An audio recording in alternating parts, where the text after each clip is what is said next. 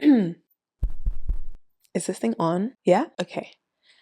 The natural hair movement is dead, or so they say. Who is they? I don't know. Maybe you agree. Heck, you might even disagree. But regardless of who you think is right or whether or not you even care, one thing's for sure, you definitely shouldn't ignore it. Because what has happened in this space is more than just another beauty trend. It's a blueprint, a living case study, if you will, of what happens when a group of people decide to question everything they think they know about identity, about self-expression, acceptance, and care. The truth is, over time, as this movement unfolded, more and more of us simply started to wonder, what's the point in all of this? Especially if we're not even having a good time anymore. That moment of honesty is what changed everything. And maybe, just maybe, the fact that the movement is said to be dead isn't such a bad thing, because it seems to me that where we've stepped into now feels freer, more curious, and more authentic than it has ever been. We're experimenting, we're taking risks, and doing what feels good for us, finally, and on our own respective individual terms. But to understand how we got here, we first need to look back. And when you look even just a little closer, this story points to something much larger, about what people truly want, what they actually need, and how the choices that we make with something as personal as our hair can shape industries, cultures, and even generations. So today, I want to explore the collective journey of the textured hair community over the past few decades, how it all began, how it's changed the way that we think about beauty and personal care, the impact that that awakening then had on the wider hair and beauty industry, where it all went wrong, how that wrong turn helped get us to where we are now, and finally, I'd like to open up the floor to discuss where we might be heading to next. Now, as much as I love a good think piece, you guys know I'm all about taking complex information and turning it into useful, practical tips. So in true Fopsy form, I will be building out from this series by sharing some expert guidance on how you can practically navigate this new era in the hair space in order to help you get exactly what you want out of it. All right, guys, let's talk.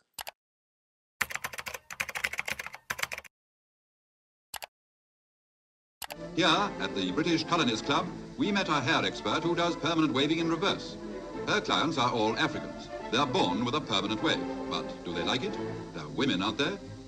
Round they come to Carmen, England, to be unpermed. Idea is to take out all the kinks in the hair and give it a permanent straightener. For those of us who grew up in the 90s or early noughties, the landscape was clear. Straight hair was the standard. The messaging was consistent. Straight hair was considered to be elegant. It was considered to be polished and professional. Relaxers ruled, and texturizers and hot combs were close seconds, if not complementary comrades in this trinity of textured hairstyling. And if you had curls or coils, the expectation, sometimes spoken, sometimes not, was to tame them. In this era of what I like to call assimilation, we were taught explicitly and implicitly that proximity to Eurocentric beauty ideals equated to social mobility, desirability, and even safety. This isn't exactly a hot take, right? But unfortunately, this was largely true. But the messaging itself was less so the problem compared to the harsh realities it both stemmed from and warned us about. Our collective psychology in this era could just as well have been described by social identity theory, which is essentially the idea that our sense of self is shaped by the groups we belong to, and the ways in which we are rewarded or punished for belonging to said groups. Naturally, not everyone straightened their hair solely for social reasons. Many of us did so out of sheer practicality, in that dealing with looser textures in many ways simply required less effort. And while that may be true on a functional level, we'd be remiss not to acknowledge the more subtle social punishments that encouraged us to associate textured hair with difficulty in the first place. I need a change. You need to zap that cap. Good idea, but how? With Pleasure Curl. It helped a lot of my customers zap their caps. At the time, most hair companies and professionals were focused on altering textured hair, not understanding it. Products and methods were designed to change its structure rather than care for it. So in addition to constant messaging that straight equals ideal and textured equals undesirable, even those who wanted to wear their natural hair texture often struggled because they lacked the access to both products for it as well as education around how to care for it. And so textured hair became seen as something that needed to be fixed or constrained in order to be considered acceptable, let alone beautiful, whereas straight hair simply had the right to be. So in a world where textured hair was so othered, straightening your hair wasn't just vanity. In many ways, it was also survival. Now, there were always pockets of people who defied the standard and wore their hair in its natural form, but I've always been careful not to reproach those who chose not to because, well, one, that's their prerogative, and two, context also matters. In addition to the social punishments associated with choosing to wear textured hair, it's also important to consider that part of human psychology is understanding that before we can self-actualize and embrace any sort of authenticity, we first need to feel safe enough to do so. And that sense of safety is usually preceded by a sense of belonging. And in this context, belonging literally required having straighter, or at the very least, looser textured hair. This explains why periods of forced assimilation often end up being common and even necessary features on the journey to true self-acceptance. And the price we paid wasn't just emotional or social. The physical cost was equally high. Many of us became accustomed to the burning sensations that came with chemical perms, accepting it as part and parcel of the process. We even learnt to seek out that stinging sensation, challenging ourselves to hold out until the pain was no longer bearable, because for us, that was confirmation that the treatment was working, right? Not to mention the chemical burns, scabs, weak overprocessed hair, and of course hair loss, all of which we accepted as part of the cost of looking beautiful. These things had become so ordinary to us that we didn't just tolerate them, we embraced them, believing, consciously or not, that it was still an affordable price to pay for acceptance. And so many of us continued on that path of assimilation, chasing the acceptance that it promised. And for a while, it seemed like it delivered on that promise, until it didn't. Deep down, many of us inevitably started to reject the kind of safety and belonging given only as a reward for denying one's true self. Understanding that this is no real safety or belonging at all, we began to feel a growing cognitive dissonance characterized by the discomfort of yearning to see and accept our own beauty, and to have it be seen and accepted, while simultaneously feeling trapped performing someone else's contrary version of it. And so the natural hair movement was born.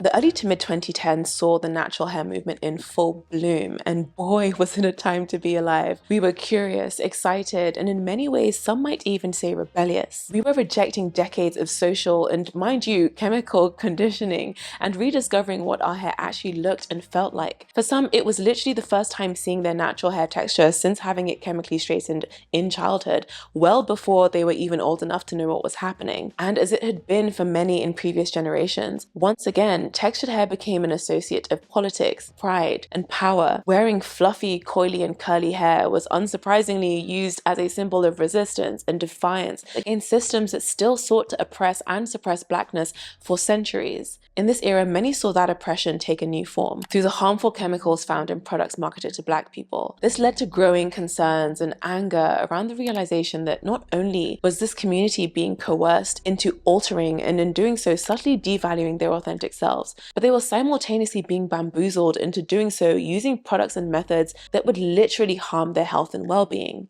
Trust in corporations fell to an all-time low. Many decided enough was enough and instead turned inward to the community itself in search of safer ways to care for their hair, from a place of acceptance and a goal to understand as opposed to alter. But because the movement was still in its infancy, largely community-led and decentralized, we also entered an age of wild experimentation. Many of us assumed the role of unofficial and, to put it bluntly, glorified citizen scientists. One day we were mixing avocado masks, the next we were brewing rice water, and by the weekend we'd come up with a brand new hair care system powered by equal parts trial, error, vibes, and inshallah. As far as homegrown recipes go, this era was a fascinating blend of beauty and chaos. Despite having more than enough passion, determination, and interest to fuel the movement, many of us lacked the scientific knowledge, storage know-how, or formulation guidance to make these DIY treatments and methods effective or safe. Still, we welcomed with open arms what we truly believed to be a new and better normal. Emphasis on better, because it really didn't take long for that that same burning passion that initially fueled the movement to start some wildfires within the neighborhood on the basis of who would or wouldn't choose this better path for themselves. A movement that was meant to empower and to unify began to fracture, marked by growing tensions between what some within the community saw as those who supported the movement and those who rejected it, Team Relaxer versus Team Natural. But this was never just about hair. Neither was it ever going to be that black and white. For many in the natural hair community, choosing to wear your hair in its natural texture was seen as an act of allegiance, a declaration of pride, solidarity, and self-acceptance. By that same logic, choosing not to do so could easily be interpreted as betrayal, siding with the oppressor, rejecting the cause, or lacking self-love. But that wasn't necessarily the case. Many who defended the choice to straighten or chemically alter their hair weren't rejecting blackness, nor wishing death to the movement. They were simply defending autonomy. For them, true liberation wasn't about what choice you made, but that you had the freedom and the information to make it. And so what began as dissent and division within the community turned out to be, in truth, a difference in approach toward the same goal. The key, as we would later come to accept, was learning to respect each individual's path and their right to choose how they wanted to reach that destination. Now, as I mentioned earlier, when it came to trusting corporations, the pendulum swung, and it swung hard. We went from total dependence on industry to total distrust of it. As the movement gained momentum, millions of dollars were siphoned away from these corporations' bottom lines and redirected towards natural ingredients for DIY products or community-born brands. Some of these smaller brands had existed before the movement took off, but once it did, they saw exponential growth, benefiting from the fact that at the time, there were still relatively few widely accessible or scalable options. Naturally, and because money talks, the big brands began to pay attention. Once enough former relaxer users had transitioned to natural, corporations saw a new goldmine, and that initial attention quickly turned into a full-blown product development and marketing strategy overhaul. While some acquired the biggest indie brands, others rebranded or launched textured hair lines seemingly overnight. Around the same time, cosmetic and trichology journals, which had historically focused almost exclusively on Caucasian and Asian hair, finally began to include studies on Afro and curly textures. Although, side note, this area of study is still severely underfunded, underexplored, and underdeveloped. So if you or anyone you know works in research focused on textured hair, please share their details in the comments or reach out to me personally, because it's so important that we all collaborate to close that knowledge gap. Nonetheless, for better or for worse, this movement that had begun as a grassroots revolution was now fast becoming a leading industry category. And I hope you're all comfy, because we're about to get into both the better and the worse.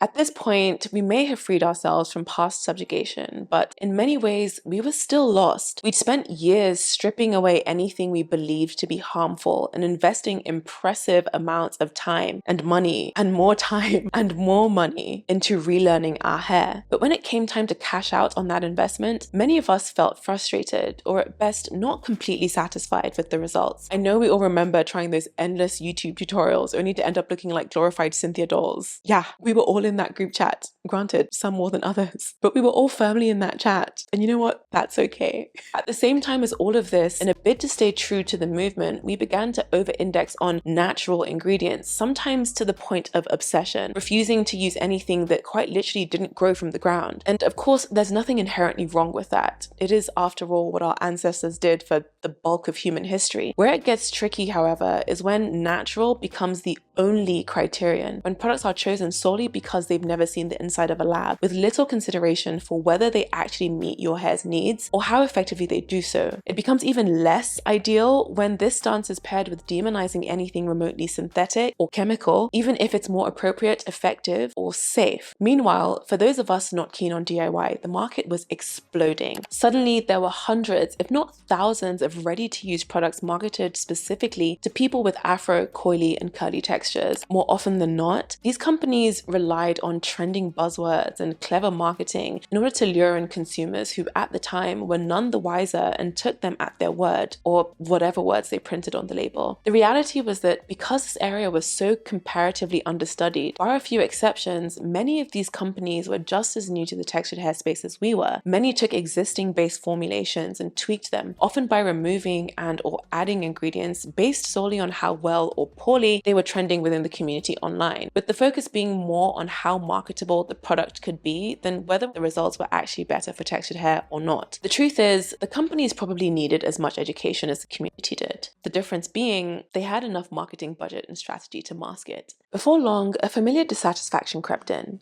Many of us began to feel that the products we now used were even less effective than the ones we'd left behind. But we were reluctant to go back for the fear of betraying the collective awakening that we'd all fought so hard for. So when the results didn't live up to the hype, we pivoted. We leaned more into protective styles. Some of us did another big chop and started again from scratch. And perhaps most notably, we poured ourselves into education, learning about the science behind our products and becoming increasingly skilled at identifying the kinds and the combinations of ingredients that actually worked for our hair, so that we no longer had to be at the mercy of the winds and the whims of clever marketing. Yet, somewhere in that equation, joy got lost and was slowly replaced by overwhelm, confusion, frustration, and disillusionment. You don't know the struggles. If you do not have type 40 hair, kindly scroll past this video. Thank you. I need help. So what can I do with my natural hair? Y'all, I'm literally crying about my hair. Like, it gets so frustrating. If you're natural... What is it? Haven't you done enough? The pains, the torture, the torment are not enough. My hair is only long enough to do little space buns. Is that a bit childish for work? What do you do? What do you do? My arms. I'm actually gonna start crying. Wait, this looks really bad.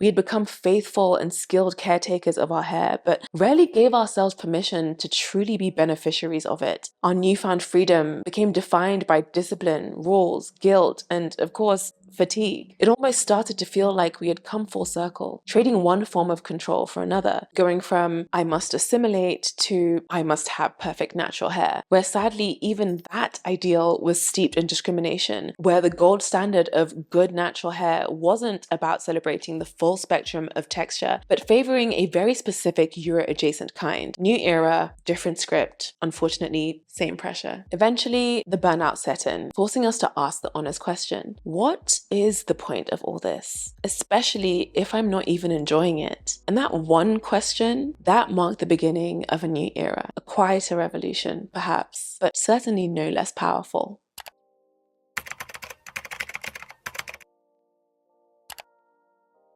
Over time, something began to shift. We started to loosen our grip on our obsession with attaining community-determined ideals we weren't even sure that we wanted. We stopped seeing natural and chemical as moral and opposing categories and started asking much more intelligent questions like, does this product actually work? And perhaps more specifically, does it help me achieve the end goal that I personally want for my hair? And just like that, more and more of us found ourselves embracing individual self-expression and experimentation. But unlike the experimentation of the early natural hair movement, people were now prioritizing being informed. So instead of being satisfied with taking shots in the dark or abstaining altogether, we began seeking out clear, credible information that would allow us to make calculated and therefore sustainable choices. Now, of course, that doesn't mean we suddenly had all the answers. Far from it. Even today, with all the access we have, there is still a sea of conflicting advice and opinions, often from well-meaning voices, that can make it hard to know what will actually work for you. But that's also why this new era feels different. We're learning to stay curious while being discerning, to keep experimenting, but just with better tools, better information, and better understanding. Now, maybe it's just me, but looking around, where we are today finally feels like we're arriving at the freedom that we were after all those years ago. One that is neither constrained by a set of unrealistic ideals, nor willing to accept realistic trade-offs. This time, it feels like balance, like nuance. We're no longer paralyzed by the fear of damage, nor blindly loyal to brands or ideologies, irrespective of how well they serve us, or whether they even do at all. We're asking better questions. What results do I actually want? What does my hair actually need? And what informed risks am I willing to take to get there? It seems we've learned how to truly balance care with creativity, to see hair not just as something to constantly protect, but equally something to play with. We no longer exist in order to serve our hair. We care for it so that it can serve us. We straighten our hair when we feel like it, color it when we want to, switch between wigs, weaves, braids, or froze, all without guilt or apology. For the first time, the goal isn't to conform, neither is it to rebel. It's primarily to enjoy, because we finally understand that loving our hair doesn't mean keeping it one specific way. It means knowing how to care for it well enough to wear it whichever way we desire, effectively and sustainably. Arguably, this is the relationship with our hair that we've been chasing all along, one rooted in knowledge, balance, and self-trust. And you can see it everywhere, in the growing diversity, the artistry, and the fluid individuality, not just between people, but within people. Someone who once felt bound by community-approved guidelines might now be a straight hair natural one season, go blonde the next, and big chop back to being a curly fro girly by summer. And many who have always wanted to experiment with unconventional looks now do so with a confidence that no longer seeks permission. This new mindset has also shaped how we evaluate products. Efficacy now trumps ideology. We're recentering well-crafted, scientifically tested products, not because they align with a community identity, but because they actually work. And ironically, many might argue that were it not for the natural hair movement, we may not have the literacy or the curiosity that we enjoy today that allows us to demand that kind of rigor from the industry in the first place. Not only did it empower a generation of consumers, it also awakened a generation of scientists, with an increasing number of us entering cosmetic science, trichology, and R&D because we want to raise the bar and uphold this newfound freedom. And even if nothing else, that really feels like progress to me.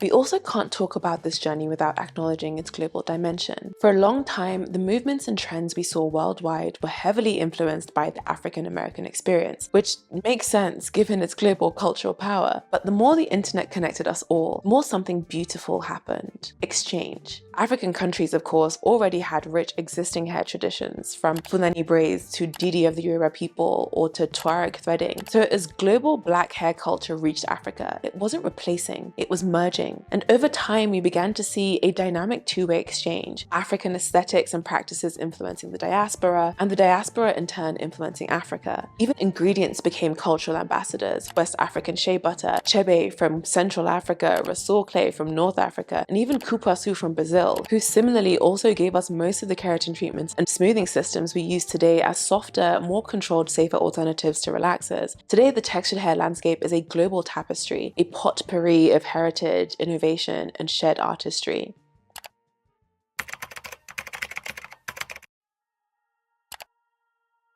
I want to acknowledge something important as we wrap things up. It's easy to critique any movement in hindsight, but the natural hair movement was, without question, revolutionary. It gave us language, confidence, and curiosity. It birthed a community of informed consumers who care about understanding, efficacy, and health. And that curiosity didn't stay confined to only those with textured hair. It was contagious. It spread across the wider beauty industry, forcing brands to evolve, to hire more diverse scientists, to fund more inclusive R&D, and to stop treating Afro hair, skin, and beauty as an afterthought, but as a legitimate frontier of innovation and blueprint for the future. And while we've made incredible progress, it's also fair to say we're still learning. With so many voices in the space today, it's still easy to feel overwhelmed or even misled by conflicting information. So with this series, I want to help bridge that gap, to build on everything the movement has given us with evidence and practicality. And as has always been my goal, to make the science of hair, beauty, and well-being accessible, digestible, and empowering for everyone. Now, I also think it's incredibly important to acknowledge the people who have been fuel for this journey, without whom none of this progress would have been possible. From the OGs who filmed their big chops in bathrooms and posted them on YouTube,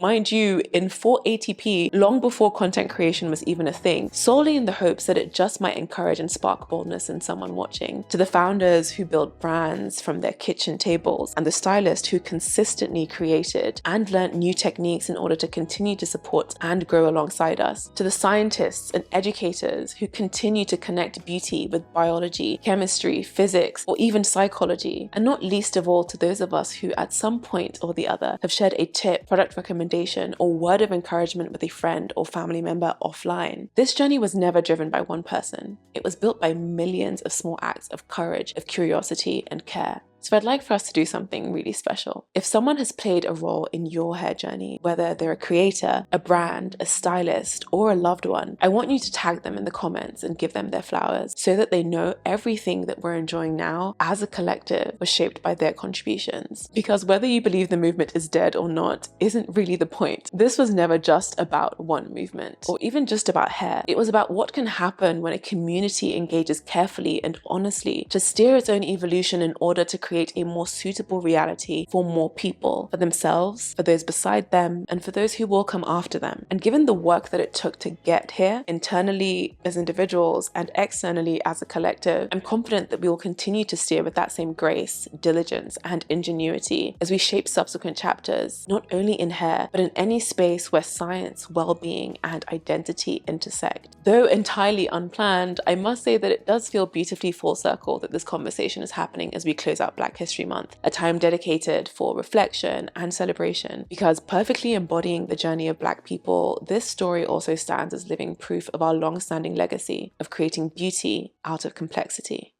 As we step into this new chapter, I hope this video serves as both reflection and invitation, because the space that we're in now includes everybody. Those embracing adventure, those trying to figure out where to go next and how to start, and those whose current focus is simply caring for the hair that they have. So for the next several weeks, as I mentioned, I'll be sharing videos that speak to each of these experiences, together with stylists, chemists, and cosmetologists, breaking down the science behind the methods that you're curious about and helping you apply that knowledge simply and confidently to your own journey. But for now, I want to hear from you. Part of the beauty of this community has always been its willingness to listen, to learn, and to grow through honest, respectful dialogue. So please share your reflections in the comments. Tell me what resonated with you and what didn't, what you remember most, and how you've seen this journey play out in your story. Best believe I'll be there reading, responding, and learning alongside you. With that said, welcome back to the conversation, friends. Thank you for listening, and I'll see you in the next video.